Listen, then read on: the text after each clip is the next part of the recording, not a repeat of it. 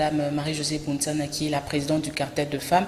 C'est avec elle qu'on va échanger, on va parler du cartel de femmes et de l'actualité politique en République démocratique du Congo. Et je dis bonjour Madame Marie-Josée Bountsana. Bonjour Nobis. Comment vous vous portez? Oui, je me porte bien par la grâce de Dieu. Je profite de l'occasion pour saluer aussi les téléspectateurs qui nous suivent régulièrement, qui nous encouragent. Voilà. Et bonjour à toute l'équipe CCTV et aux femmes membres du cartel aussi.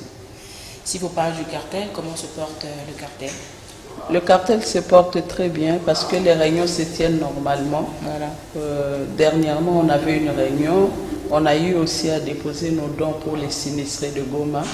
Et la semaine qui commence, il y a une formation aussi qui est programmée où les femmes vont apprendre comment élaborer un projet.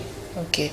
Bon, Marie-Josée, une question m'est venue. Comment vous faites pour gérer toutes ces femmes-là, tous ces esprits-là, tout ce comportement de femmes?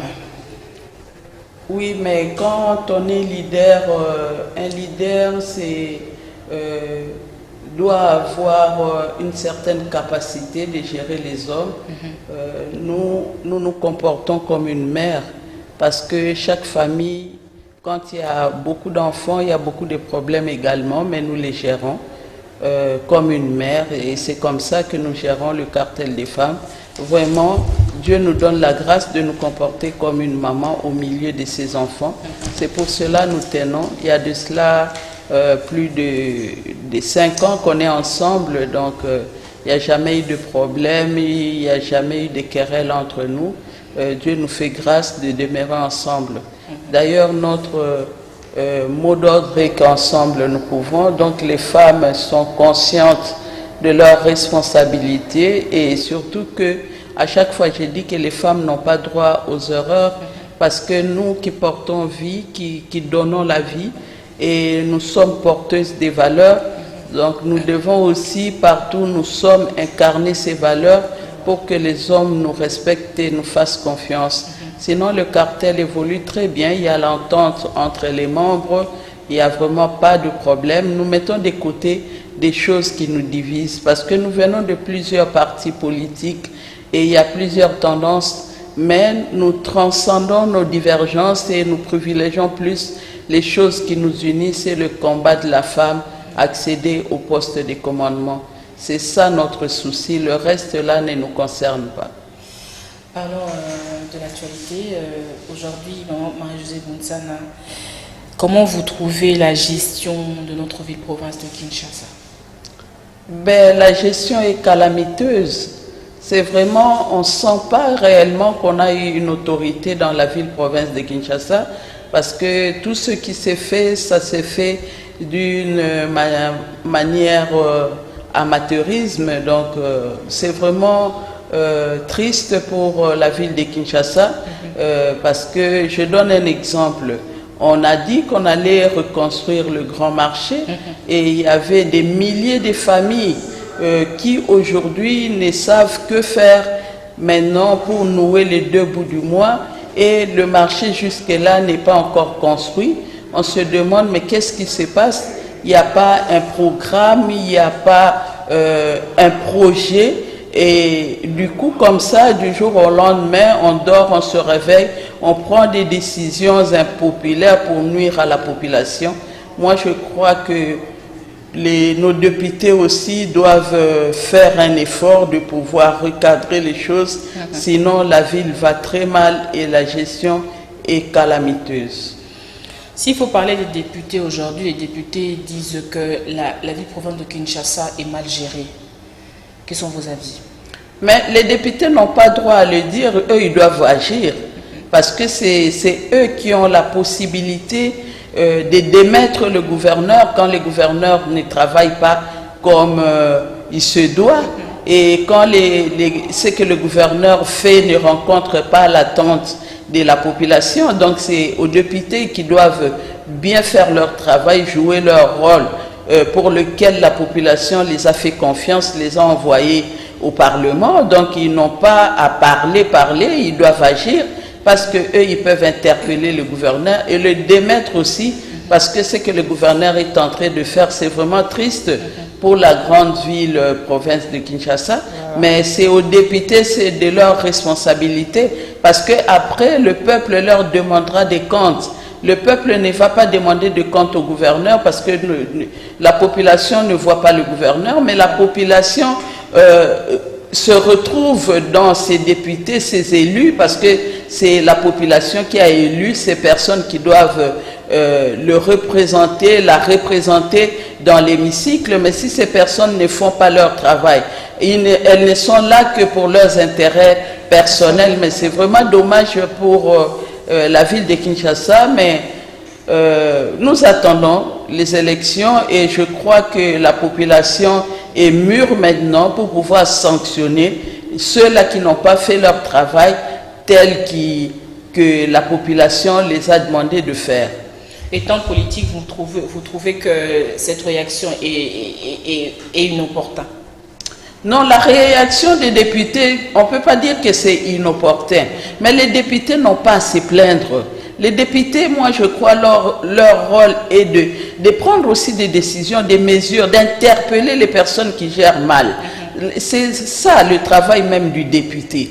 Donc les députés n'ont pas à se plaindre comme nous qui ne sommes pas dans l'hémicycle. Les députés doivent poser des actes qui prouvent, qui démontrent réellement que les députés sont du côté de la population meurtrie, la population qui souffre injustement. Donc les députés doivent agir. Ils ne doivent pas nous bourrer les oreilles avec des déclarations inutiles. Ils doivent poser des actes parce qu'ils ont ce pouvoir-là d'interpeller les autorités, de les démettre s'il faut les démettre aussi.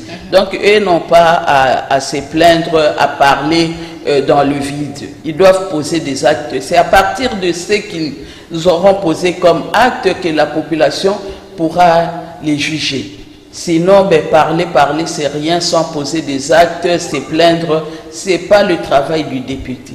Donc le député doit prendre ses responsabilités et poser des actes qu'il faut pour recadrer les choses. Parlons du côté sécurité. Aujourd'hui, une nouvelle vague de Kuluna envoyée à Kanyamakasisi. Est-ce que ça a résolu un problème de sécurité à Kinshasa? Oui, bien sûr, ça n'a pas résolu tout le problème parce que le mal est profond. Les Kuluna n'ont pas commencé seulement à l'ère du général Kassongo. Les Kuluna ont commencé bien avant. Donc, il y a des ramifications.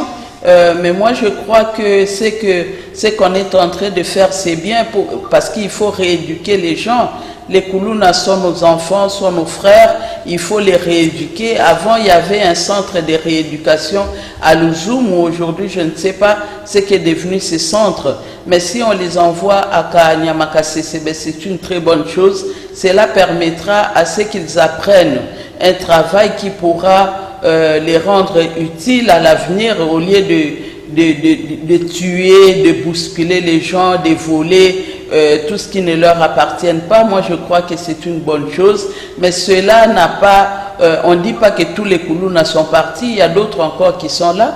Il y a bien sûr des avancées, mais donc on doit multiplier des efforts pour pouvoir matraquer ceux qui restent, ceux qui se cachent encore. Donc ils sont là dans nos familles, des fois malheureusement protégés par les parents aussi. Parce que quand je vois les images et les vidéos des mamans qui pleurent parce que son fils est envoyé à Kanyamakasisi, moi, cela, ben, je suis vraiment sidéré. Je me dis, mais comment une mère comme ça, ben, au lieu de se cacher, au lieu de pleurer dans sa maison, mais maintenant, elle le fait au grand jour. Moi, je crois, ben, donc la honte n'a plus sa place en République démocratique du Congo. Parce que les parents, pareil, devraient avoir honte. Il faut avoir honte d'avoir un fils comme ça, appelé Kuluna. Il faut avoir honte, il faut plutôt se cacher, pleurer dans la maison, même si ça te fait très mal, mais c'est quand même une bonne chose parce qu'ils ne vont pas là-bas pour qu'on les tue, ils vont là-bas pour la rééducation.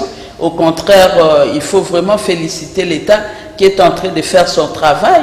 Et nous les encourageons de continuer parce qu'ils sont encore là et quelques-uns qui se cachent en complicité avec les membres de leur famille. S'il faut donner, l'irresponsabilité vient de parents ou de l'État? Parce qu'aujourd'hui, il n'y a pas de travail, il y a rien de spécial. Et puis, ces enfants veulent aller voler pour ramener à la maison, pour nourrir leurs parents. L'irresponsabilité vient d'où? Moi, je crois que les responsabilités sont partagées. Les responsabilités, on ne peut pas dire que c'est les parents. On ne peut pas dire aussi que c'est l'enfant. Et dire l'État. Les responsabilités de part et d'autre sont partagées parce que l'État devrait jouer aussi son rôle d'encadrer les chômeurs, d'encadrer les enfants, les bandits, mais il ne l'a pas fait en amont. Il est fait plus tard, mais cela, mieux vaut réparer que laisser les choses pourrir. La personne elle-même aussi a une grande responsabilité parce qu'il y a beaucoup des enfants qui sont dans les familles où des familles, je dirais, où il n'y a presque rien, mais ces enfants sont dans leur famille. Ces enfants ne sortent pas pour aller tuer, pour aller voler. Moi, je crois que les responsabilités doivent être partagées, de la personne elle-même aussi.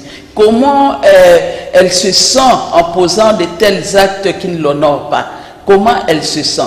Et la responsabilité des parents aussi, parce qu'on dit il faut apprendre aux enfants de bonnes habitudes dès le bas âge, pour qu'en grandissant, les enfants ne puissent pas se détourner de ce que vous leur avez appris.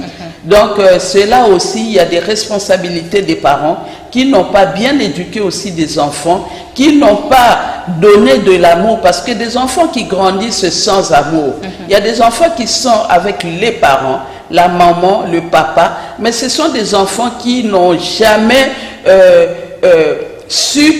qui n'ont jamais été aimés au sein de leur famille.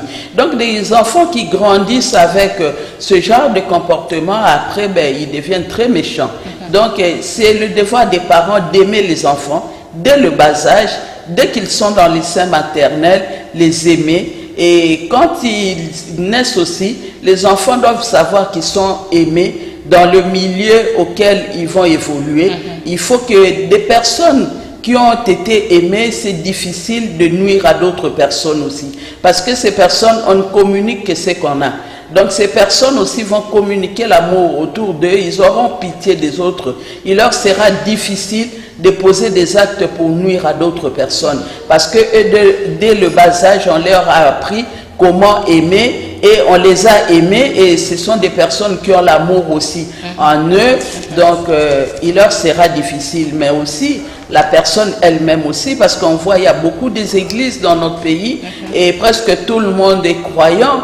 Il y a d'autres qui vont à la religion musulmane, il y a d'autres qui sont des chrétiens, il y a beaucoup des églises, mais toutes ces églises-là ne parlent que des vraies valeurs. Donc la personne aussi elle-même, elle est responsable de son avenir. Tu peux naître d'une famille pauvre, mais qu'est-ce que tu veux faire? Continuer dans cet état ou bien tu veux quand même révolutionner l'état de ta famille et essayer de faire... Parce que on ne demande pas à tout le monde de devenir directeur, professeur, moniteur, ministre, mais il y a d'autres personnes aussi en faisant le métier comme maçon, comme menuisier, comme charpentier, comme peintre. Ces personnes se retrouvent aussi, ils ont des moyens à nourrir leur famille et ce sont des personnes à respecter parce que même si on a l'argent, s'il n'y a pas de maçon, on n'a pas de maison. Donc chacun de nous est utile dans la société, mais il faut que la personne elle-même se valorise. Et la personne elle-même prenne la volonté d'apprendre un métier qui fera de lui une personne que les autres vont respecter. Mais si on ne le veut pas, mais c'est vraiment dommage, moi je crois, comme je l'ai dit, que c'est la responsabilité partagée. S'il faut parler de l'état de droit, aujourd'hui, Madame Marie-Josée Bountsana, vous trouvez l'état de droit est comme un slogan où ça a d'autres effets positifs? Moi, je ne dirais pas totalement que c'est un slogan. L'état de droit est là, nous faisons confiance aux magistrats aussi, parce que le président de la République a donné une ligne à suivre. Mais ce n'est pas au président de la République de descendre dans nos tribunaux, dans nos communes, partout, pour pouvoir dire aux magistrats, tu dois faire ça, tu dois faire ça. Donc chacun de nous est responsable de ses actes aussi et nous devons aider la République à avancer. Voilà. On dit que c'est la justice qui élève une nation. Et chacun de nous aussi, partout où nous sommes, nous devons quand même appliquer la justice. Dans nos familles, nous devons avoir des comportements justes. Nous devons aussi être justes dans tout ce que nous faisons. Et ceux-là qui disent le droit doivent aussi faire des choses justement. S'il n'y a pas totalement la justice, comme on dit, il y a d'autres qui disent qu'il n'y a pas la justice, mais moi, je ne suis pas de cet avis. Moi, je dis qu'il y a quand même des avancées. Mais ce qui reste à faire aussi, ça dépend de ceux-là qui disent le droit. Ils doivent bien faire les choses aussi.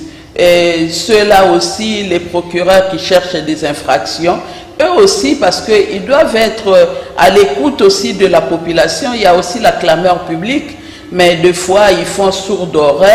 Et nous les interpellons aussi, être à l'écoute de ce qui se dit, pouvoir interpeller les personnes qui sont soupçonnées au sein de la société, pour les interpeller aussi. Il ne faut pas seulement interpeller des personnes qui ne sont peut-être pas de votre obédience, mais il faut interpeller tout le monde, tous les fauteurs de troubles, il faut les interpeller. Et cela, ce n'est pas le président de la République qui va descendre jusqu'à la magistrature pour donner des ordres, mais les magistrats doivent bien faire leur travail. Ils doivent interpeller des personnes interpellées, on doit les interpeller parce que la justice doit être équitable pour chacun de nous. Donc la justice ne doit pas être une justice à double vitesse. La justice doit être équitable afin que notre pays se redresse et que le développement soit réellement effectif. Moi, Marie-Josée Bountsana, parlant de la CENI, que pensez-vous de la venue des confessions religieuses dans la désignation du président de la CENI? Est-ce que ces confessions méritent d'être maintenues ou les législateurs doivent repenser autrement? Moi, je crois que la question de la CENI, c'est une question très sensible. Et partout, jamais il y aura l'unanimité en ce qui concerne la désignation du président de la CENI. Voilà. Et si aujourd'hui on disait que c'est la société civile, parce que la société civile n'est que de nom, chacun au fond d'elle a sa tendance aussi, la tendance qui ne dit pas son nom. Donc chacun veut tirer le drap de son côté. Donc la question de la CENI, c'est la question même qui va tout le temps nous créer des problèmes, parce que jamais on aura des avis unanimes pour l'animateur principal de la CENI. Mais nous demandons à la personne qui sera choisie pour animer l'institution CENI, il faut que cette personne aussi soit vraiment une personne qui aime son pays. Nous ne devons pas... Les hommes passent. Les hommes passent, mais ce sont les institutions qui restent. Nous ne devons pas avoir des hommes forts et les institutions faibles. Nous devons plutôt travailler à ce que nous ayons des institutions fortes. Donc la loi doit être égale pour tout le monde. Donc il n'y a pas de loi pour les riches, pour le président de la République, et la loi pour d'autres, pour les opposants. Non, on ne doit pas faire des choses comme ça. Il faut que la personne qui sera choisie comme président de la CENI, parce que c'est la CENI, c'est elle la mère de tout ce que nous connaissons, les querelles, de tout ça. Donc elle doit se sentir, être président de la CENI n'est pas un privilège. C'est vraiment une grande responsabilité devant la nation et devant le monde aussi qui vous observe et qui vous regarde.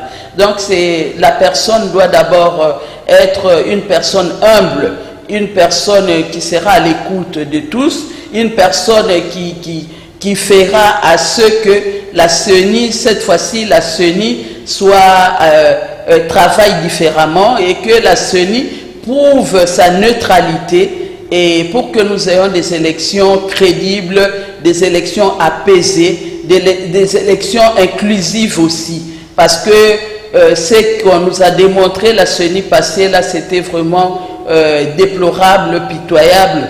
Mais maintenant, nous voulons que cette CENI soit une CENI qui va voir les erreurs du passé pour pouvoir les corriger et que les élections de 2023 soient réellement des élections très crédibles et non faire les choses par rapport aux personnes. Quant à la personne choisie, ben, il y aura toujours, il n'y a jamais, les autres diront si, exemple, on change la personne, les autres ne vont pas se retrouver parce que chacun veut tirer le drap de son côté. Mais il faut que la personne soit lui-même responsable vis-à-vis de la nation. Et moi, je crois qu'on aura de bonnes élections. Donc, faisons confiance à la personne qui sera choisie.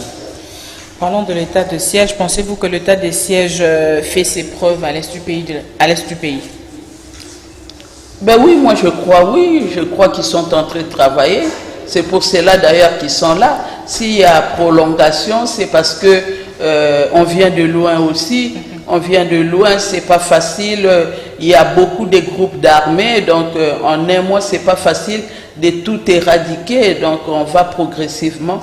Nous les encourageons, nous leur faisons confiance. Ils sont les fils du pays et ils ne peuvent que travailler dans l'intérêt de la nation parce que on ne peut pas développer une nation quand il y a des groupes d'armées, il y a l'insécurité à gauche, il y a l'insécurité à droite. Cela empêche les gens de pouvoir travailler comme il se doit et empêche également le développement. Nous avons les défis qui nous attendent parce que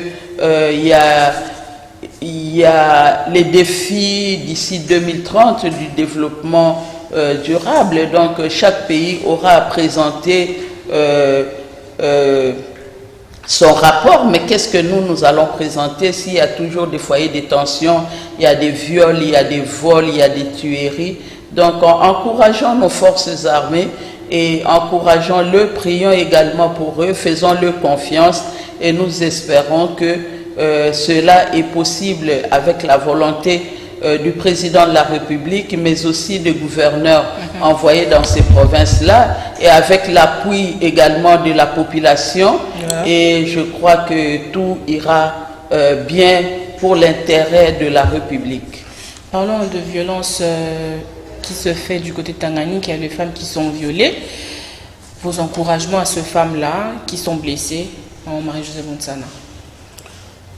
Moi, quand j'apprends ce genre d'atrocité vis-à-vis des femmes, moi, des fois, je me demande, j'ai dit, ces hommes-là, est-ce qu'ils sont vraiment les fils nés des femmes ou bien ce sont des animaux transformés en hommes?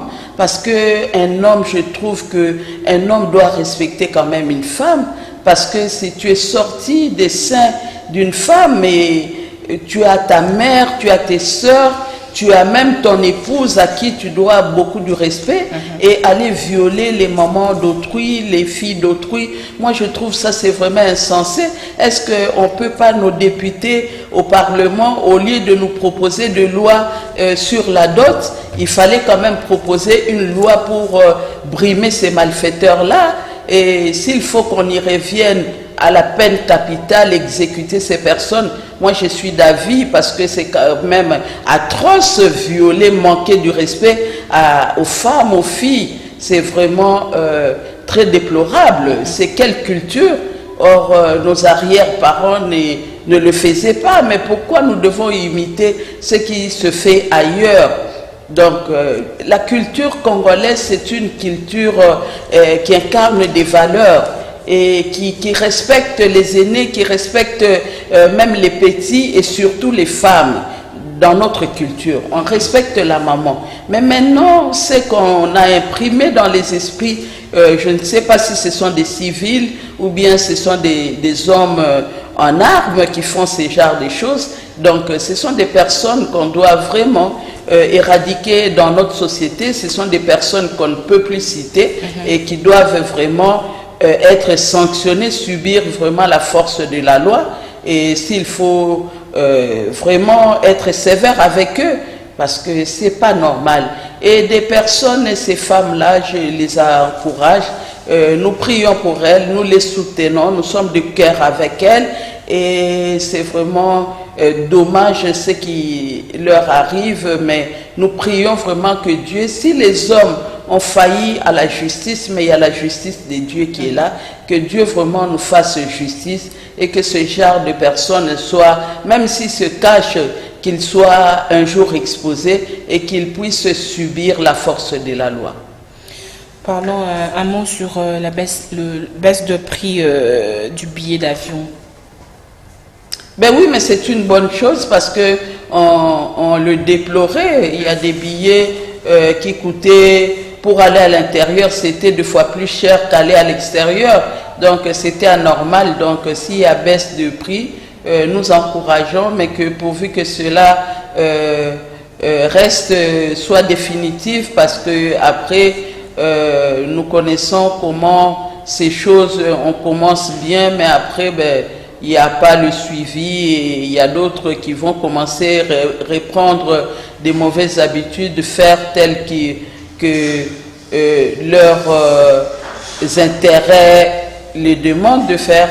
Mais sinon, c'est une bonne chose et l'État congolais a beaucoup de moyens et il faut aussi que chacun qui gère les institutions prouve réellement que nous aimons ce pays et que nous canalisons les fonds dans les caisses de l'État pour que si l'État a beaucoup de moyens, donc nous pouvons aussi relever les défis et faire des bonnes choses dans l'intérêt de tous.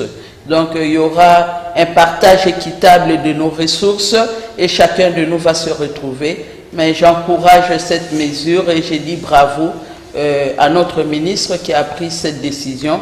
Je l'encourage et nous sommes de cœur avec eux.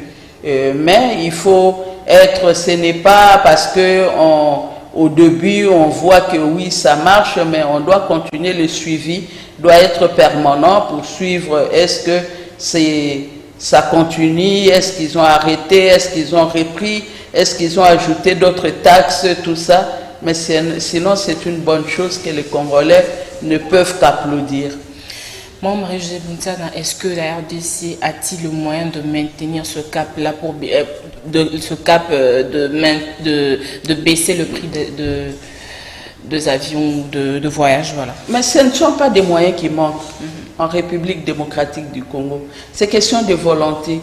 Il faut que les dirigeants aient une volonté de mettre l'argent dans les caisses de l'État et non dans les caisses personnelles. Parce que si l'argent est affecté réellement dans les caisses de l'État, ben les Congolais vont se retrouver, pas seulement pour les billets d'avion, mais même dans le vécu quotidien, les gens vont se retrouver, les mamans maraîchères vont se retrouver, les vendeurs des pains vont se retrouver, les mamans bipoupoula, chacun de nous va se retrouver dans son secteur. Donc si réellement nous avons beaucoup de moyens, nous aurons des bonnes écoles, nous aurons des bons hôpitaux et les travailleurs vont être bien payés et un travailleur qui est bien payé pourra aussi engager des personnes dans sa maison pour pouvoir l'aider à certaines tâches. Mais si on n'a pas suffisamment de moyens, c'est difficile d'engager aussi d'autres personnes et de les prendre en charge. C'est question seulement de pouvoir canaliser tous nos moyens à ce que ces moyens vraiment soient dans nos réserves pour pouvoir les affecter dans ce qui concerne le bien-être de tous. Nous sommes arrivés à la fin de notre émission. Maman Marie-Josée Buntsana, on doit toujours conseiller la population congolaise de se protéger.